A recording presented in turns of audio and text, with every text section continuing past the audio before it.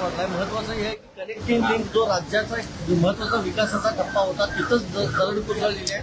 मोठी टीका केली जाते राज्य सरकारवर. याला सोडून फक्त एक आहे, मुंबई पुणे रस्ता पूर्णतः बंद आहे. मग तो रेल्वे मार्गे असू दे किंवा वाहतुकी मार्गे दोन्ही बंद आहे.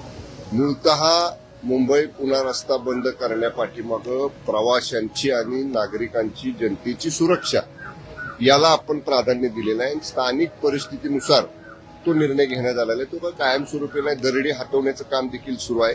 आणि आपण पाहिलं असेल प्रमाण एवढं मोठं आहे पावसाचं. आज जवळपास तिसरा दिवस आहे, म्हणजे आजचा चौथा दिवस आहे, रेड अलर्ट आहे. आणि त्यामुळं एवढ्या मोठ्या प्रमाणात येणाऱ्या पावसाचे लोंढे जे आहेत त्यामुळं अशी परिस्थिती निर्माण झालेली आहे. तरी सुद्धा कनेक्टिंग लिंक मधलं जे दरडीचा भाग ढिसूळहून खाली आलेला आहे तो हटवण्याचं काम युद्ध पातळीवरती सुरू आहे. पण त्याच्यामध्ये मिसहॅप होऊ नये, त्याच्यामध्ये काही समजा तशाच प्रवासी वाहतूक चालू ठेवली तर काही धोका कोणाला प्रवाशांना वाहनाला होऊ नये म्हणून करता केलेली उपाययोजना आहे. याचं विरोधकांनी राजकारण बिलकुल करू नये. ही नैसर्गिक परिस्थिती आहे आणि नैसर्गिक परिस्थितीला सामोरं जायला राज्य सरकार 24/7 अलर्ट आहे. या सगळ्या परिस्थितीवर माननीय मुख्यमंत्री फडणवीस साहेब, माननीय उपमुख्यमंत्री एकनाथजी शिंदे साहेब जरी दवाखान्यामध्ये असले तरी सतत ते आमच्या सगळ्या लोकांच्या संपर्कामध्ये आहेत. आदरणीय शिंदे साहेबांनी सगळ्या शिवसेना मंत्र्यांना काल सूचना दिल्यात की आपापल्या विभागावरती लक्ष ठेवून असा प्रत्येक मंत्र्यांनी आमदारांनी आपल्या आपल्या विभागातल्या परिस्थितीवर नियंत्रण ठेवा आणि जर काही निर्माण झाली परिस्थिती, लोकांना अडचण निर्माण झाली तर तिथं तात्काळ मदत करा. आणि त्यानुसार आम्ही जरी काही लोक अधिवेशनामध्ये असलो तरी आमचे खालचे जे पदाधिकारी आहेत, सभापती असतील, जिल्हा परिषद सदस्य असतील, हे सगळे लोक रात्रीपासूनच फील्डवरती आहेत. आणि कुठंही अशा पद्धतीची थोडी जरी अडचण निर्माण झाली तरी लोकांना मदत करण्यासाठी आम्ही सतर्क आहोत. साहेब, सुजित पाटील यांचा आता आरोप होता की या सरकारमध्ये आमदार पूर्ण, नगरसेवक पूर्ण, खासदार पूर्ण याचं जर अनुमान राहिले त्याच्यामुळे अशा आपत्कालीन गोष्टीला सरकार सामोरं जायला तयार नाही. असं बिलकुल नाही. ठीक आहे, राजकारणाची वेळी आपण करू, पण अशा अतिप्रचंड पावसामध्ये, नैसर्गिक आपत्तीमध्ये त्याचं सुद्धा राजकारण विरोधी पक्षांनी करावं. आता सतेज पाटील साहेब वेटिंग लिस्टमध्ये आहेत विरोधी पक्ष नेते पदाच्या विधान परिषदेतल्या. आणि असं असताना सगळ्याच गोष्टीत त्यांना राजकारण दिसते. त्यांनी राजकारण ह्या गोष्टीचं करू नये. सरकार सतर्क आहे, सरकार अलर्ट मोडमध्ये आहे आणि कुठल्याही परिस्थितीमध्ये ही जी मिसिंग लिंक मधली जी परिस्थिती निर्माण झालेली आहे ती लवकरच आम्ही पूर्वपदावर आणू. मिसिंग लिंक बाबत सांगायचं झालं तर उदय वडेट्टीवार यांनी मगाशी एक स्टेटमेंट केलेलं आहे की कोट्यावधी रुपये खर्च करून त्या ठिकाणी दरड कोसळणार नाही किंवा बाधा येणार नाही या संदर्भात उपाययोजना नियोजन हे केलं जातं. मात्र एवढा कोट्यावधी रुपये खर्च करून जर त्या ठिकाणी दरड कोसळत असेल तर कुठेतरी टक्केवारी ही मोठ्या प्रमाणात मंत्र्यांपर्यंत पोहोचलेली आहे आणि त्यामुळे मंत्री आता काही यावरती बोलत नाही. हे बघा, शासनाचा प्रतिनिधी म्हणून मी बोलतोय ना, शेवटी आमची कलेक्टिव्ह रिस्पॉन्सिबिलिटी आहे. मी म्हणलं बंटी पाटलांची परिस्थिती आहे तशीच वडेट्टीवार साहेबांची आहे. त्यांना सगळ्या स्थितीमध्ये राजकारण दिसतं.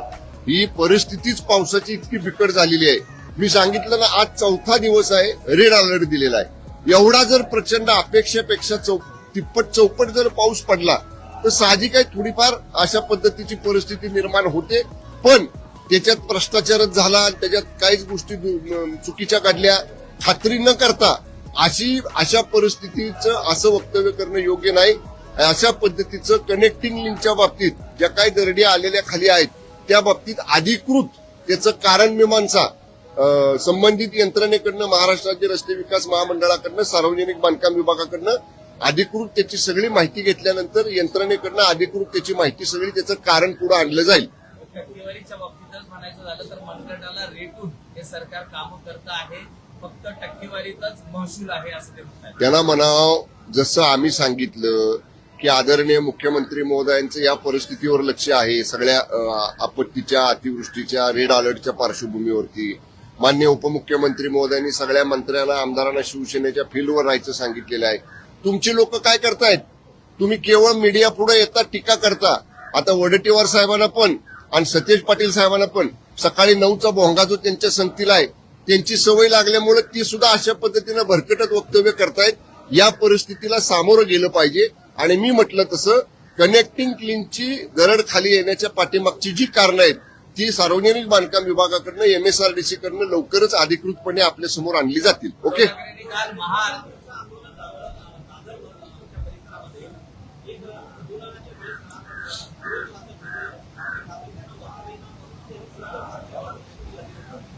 म्हणजे त्यांचं प्रभू रामांच्या वरचं प्रेम, प्रभू रामचंद्रांच्या वरचं प्रेम हे सिद्ध झालं ना.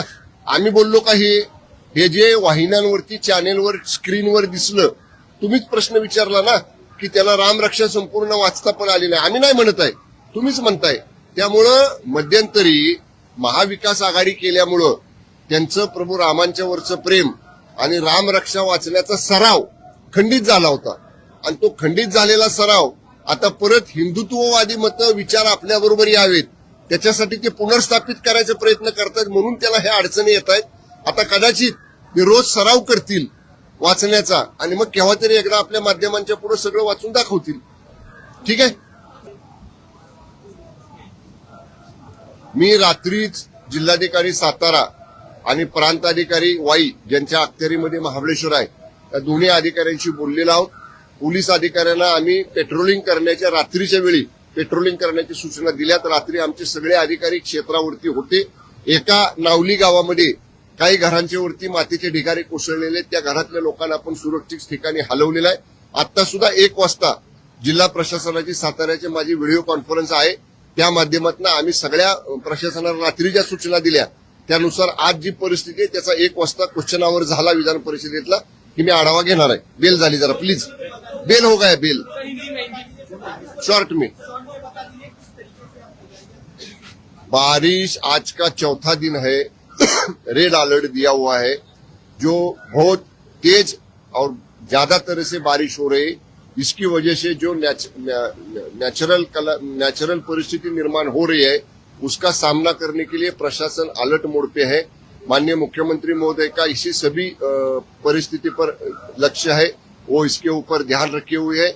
माननीय उप मुख्यमंत्री ट्रीटमेंट अगर लेते भी है हॉस्पिटल में, वहां से भी वो सभी शिवसेना के विधायकों के साथ, मंत्रियों के साथ, इतर सारे अधिकारियों के साथ संपर्क में है. कोई भी ऐसी आपत्ति की परिस्थिति अगर निर्माण होती है तो शिवसेना के सभी मंत्रियों ने, सभी आमदारों ने उसका सामना करने के लिए ऑन फील्ड रहना चाहिए, सतर्क रहना चाहिए, अलर्ट रहना चाहिए. ऐसे आदेश माननीय शिंदे साहब ने सभी विधायकों को, सभी मंत्रियों को दिए हुए. ऐसी कौन सी परिस्थिति अगर सामने आती है तो सरकार ये परिस्थिति का सामना करने के लिए अलर्ट मोड पे है. राम मंदिर डोनेशन को लेके कल उद्धव ठाकरे ने पूजा की, हनुमान मंदिर में जाके सवाल उठाया, क्या कहना? देखिए, उनका प्रभु रामचंद्र पर का जो श्रद्धा थी, जो उनके विचार थे, जब उन्होंने 2019 में और 2022 तक महाविकास आघाड़ी की तो ये विचार उन्होंने बाजू में रखे थे. अभी फिर से 4 साल के बाद ये विचार साथ में लेने के लिए वो कोशिश कर रहे हैं. लेकिन आपके ही माध्यम के प्रतिनिधि ने अभी कहा कि उनको कल सीधी तरह से राम रक्षा हाथ में देते हुए भी वो पढ़ने को नहीं आई. ऐसी आपके माध्यम के प्रतिनिधि ने अभी सवाल पूछा. तो इससे ये साबित होता है कि हिंदुत्ववादी विचार के तरह से वो बाजू में गए हैं, वो उनका ट्रैक बाजू में गया है और फिर से उसका सराव करने के लिए वो कोशिश कर रहे. लेकिन वो आप लोग ने जो अभी कहा, उनकी ये फिर से ये कोशिश है कि हिंदुत्ववादी विचार जो उनके पास से बाजू में गए, उनको फिर से उनके